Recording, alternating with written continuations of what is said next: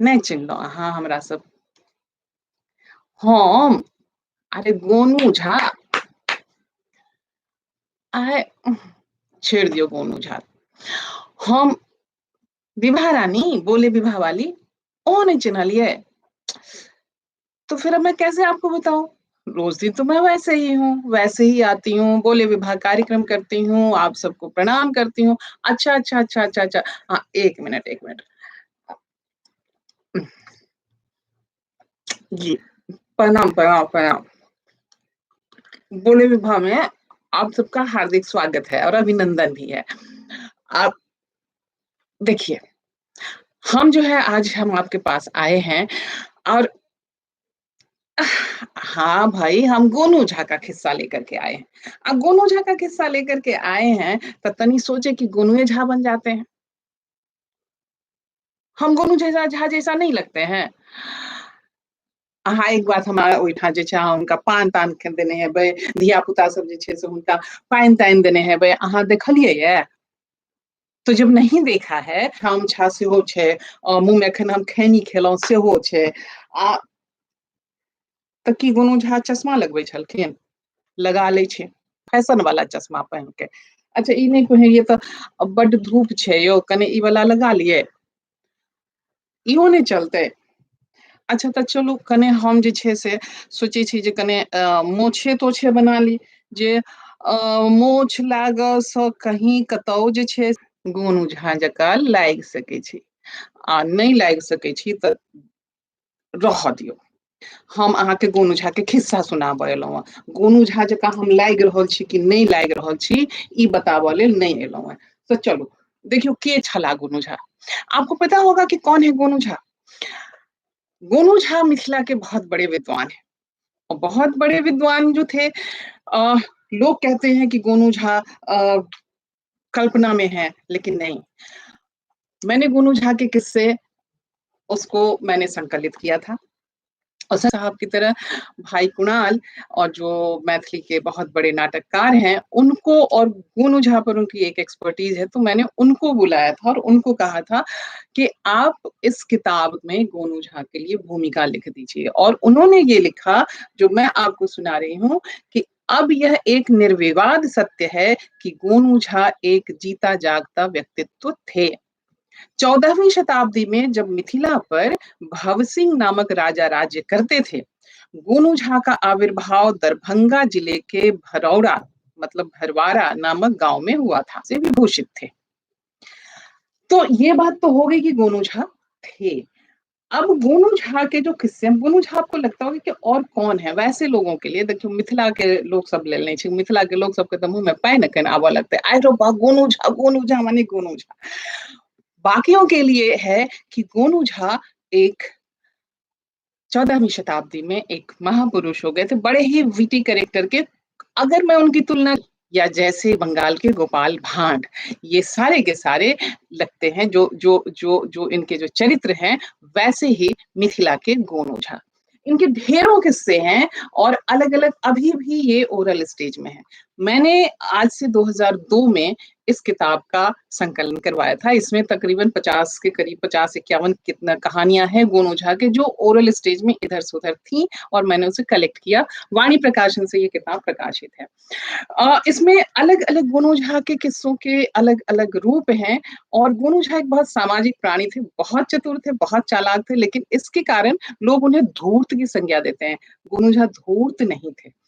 धूर्त का मतलब होता है कनिंग, वो कनिंग नहीं थे। गोनू थे तो उनके पास धनवंत भी था, तो उनको चुराने वाले चोर भी ढेर सारे लोग थे। अब उन चोरों को छकाने के लिए उनके किस्से जो है कि लोगों को छकाते थे, बेवकूफ बनाते थे और अपनी बुद्धि के बल पर। तो मैं आपको आज उनके दो चार किस्से सुनाती हूँ। मेरे पास जो है मैं कुछ लेकर के आई थी कि गोनू झा और चोर, चोरों के साथ उनका बड़ा जो है ना कि लुक्का छिपी वाला खेल चलता रहता था। और उस लुक्का छिपी वाले खेल में उनके जो है उसे, और आपको किस्सा सुनाते हैं, बीच बीच में हम किताब देखते रहेंगे। एक किस्सा है कि गोनू झा के यहाँ कोई आयोजन हुआ, खूब लोग जुटे। अब खाना खाने के बाद जो है भोज भात हुआ, भोज भात होकर के लोग चले गए, सब खाना भोजन वोजन सब में कुछ हलचल हो रही है। तो उनको लगा कि अरे बाप रे बाप! ये तो बगीचा में हलचल हो रही है। तो उन्होंने कहा कि समझ तो गए कि ज़रूर कोई बात है, तो उन्होंने कुछ नहीं कहा। उन्होंने अपनी पत्नी को बुलाया, कहा कि "हे ये सुनै छियै, से कनि कुछ 2-4 टा ढेला सब आनि के दिअ ने।" तो ढेला मतलब पत्थर। तो पत्नी को लगा कि अब इतनी रात में खा ऐसे ही सब थक-थक करके चूर हो गए हैं, अब ज़रा खाएँगे-पिएँगे, आराम करें। कौन बीवी जो है वो अपने मियाँ से बहस करे, वो पत्नी जो है ढेले ले करके आने लगी और उनको देने लगी। अब ये करते थे कि एक ढेला उठाते थे और लेते थे और वहाँ बगीचे में फेंक देते थे और आनो। अब पत्नी ढेला लेकर के आती गई और ये बगीचे में फेंकते जा रहे थे। अंत में पत्नी के सब्र का प्याला जो है वो खत्म हो गया, छूट गया। आगे आइयो अतेक रात में अहाँ जे सुतबै, सुतऽ के अहाँ के नहीं होइए कि अहाँ के नहीं नींद पड़ैया तो हमरा तो सुतऽ दिअ, भर में एक ढेला लेकर आने के लिए। तो अब वो लेके आए तो गोनू झा ने कहा कि अइयो अहाँ तो जे छै से अहाँ तो बड्ड ई करै छी।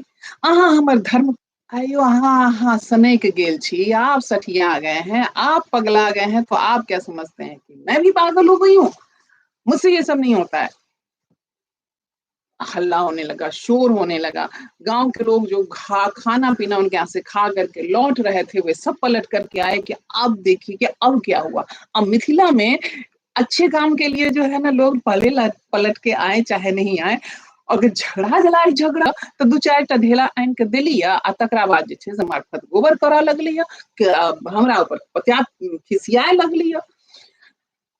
आ देखियौ हमरा से नीक फेर से हुनका कहलकै जे आहिर बा अहाँ किया एना कहै छी?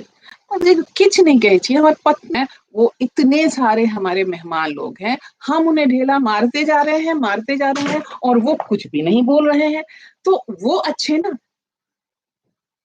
अब जो पीछे जो उनके पीछे जो पेड़ के पीछे जो सारे चोर छुपे हुए थे, जैसे ही उन्हें पता चला कि मेरा तो भांडुन हो जाए जैसे अपन मंद-मंद मुस्काए तो जो है ना चैतन्य चूर्ण जो इसे हम चैतन्य चूर्ण कहते हैं, वो अपना चैतन्य चूर्ण लेकर के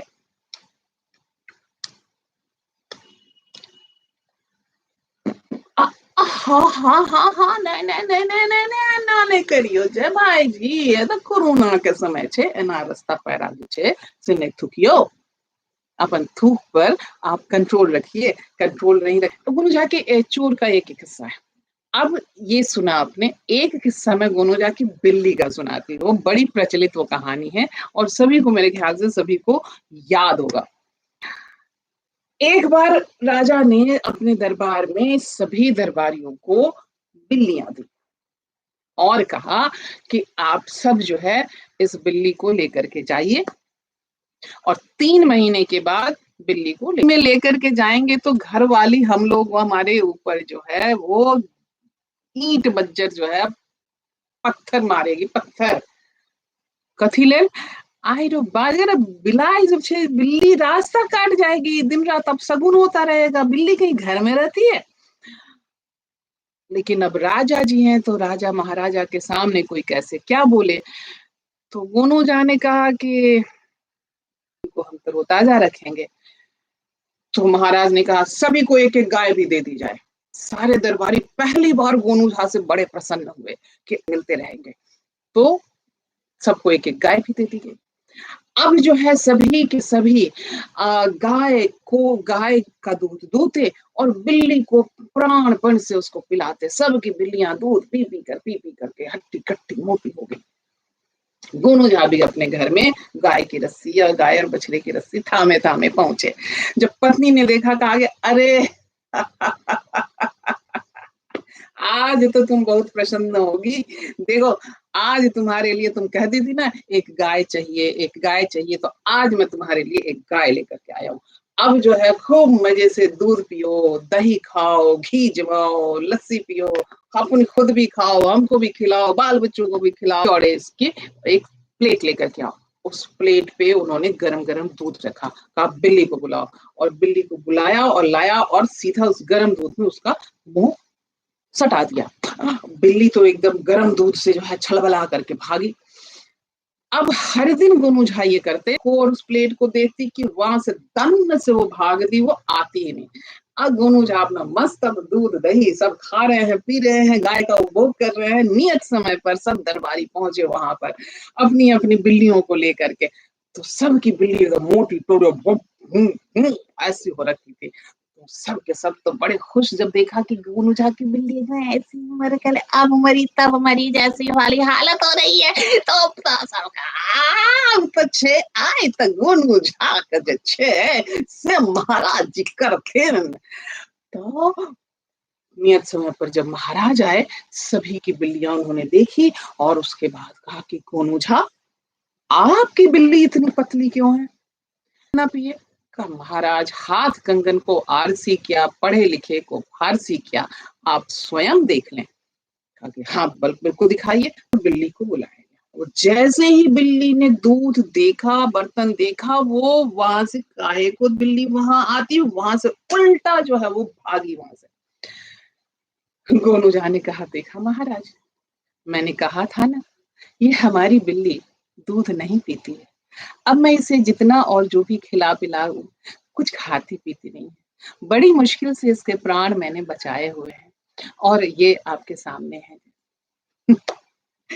महाराज समझ गए कि गोनू झा ने जरूर इसमें अपनी कोई जो है वो अपनी बुद्धि का धन बन गए हैं। सारे दरबारी हैरान कि आखिर ऐसा क्या हो गया कि गोनू झा के इतनी ये होने के बावजूद गोनू झा का मतलब है हंसी और हंसी के ठहाके फुहार। और आज हंसी बहुत जरूरी है क्योंकि अगर आप आज हंसेंगे नहीं, मैं उदास होती हूँ तो इस तरह के किस्से और इस तरह की चीजें याद करती हूँ कि कहाँ से जिंदगी में हंसी की कुछ तरंगे लेकर के आऊं और फिर सोचती हूँ कि वो तरंगे मैं आपके साथ भी साझा करूं। तो आज मैंने गोनू झा को आपके साथ साझा किया। इनके बहुत से हैं किस्से हैं, आप चाहें तो वाणी प्रकाशन से इस किताब को हम चाहेंगे कि अगर हमारे पास वैसे किस्से जो इसमें नहीं है और अगर हमें मिलते हैं तो यकीन मानिए मैं वो सारे किस्से आपके द्वारा प्राप्त सोर्स का नाम देते हुए उनको मैं छपवाने की कोशिश भी करूंगी, जिसमें आपके नाम के साथ वो किस्से छपेंगे कि ये किस्सा हमें आपके फलाने फलाने के साथ रहिए, प्रेम से रहिए। और एक बार बोलो प्रेम से माता विभेश्वरी की जय।